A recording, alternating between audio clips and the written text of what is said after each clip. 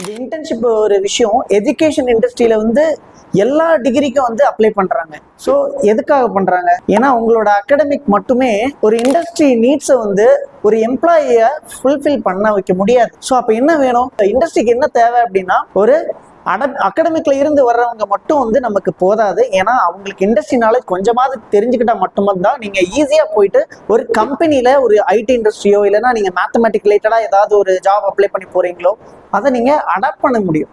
So இந்த மாதிரி நீங்க ஒரு ஐடி இண்டஸ்ட்ரியில் போறீங்கன்னா நீங்க ஒரு ஃப்ரெஷரா இருக்கக்கூடாது. ஒரு அகாடமிக் நாலேஜ் மட்டுமே, ஏன்னா அகாடமிக் நாலேஜ் உங்களோட பேசிக் அடிப்படை மட்டும்தான். ஆனா அந்த இன்டர்ன்ஷிப் அப்படிங்கிறது, அதுவும் இண்டஸ்ட்ரியல் இன்டர்ன்ஷிப் அப்படிங்கும் பொழுது நீங்க அகாடமிக் முடிச்சுட்டு நீங்க வெளியே போகும்பொழுது ஒரு இண்டஸ்ட்ரி நாலேஜோட போவீங்க. ஸோ இப்போ நீங்க இது ரிலேட்டடா உங்களுக்கு ஜாப் ஆப்பர்ச்சுனிட்டிஸ் நிறைய கிடைக்கலாம்.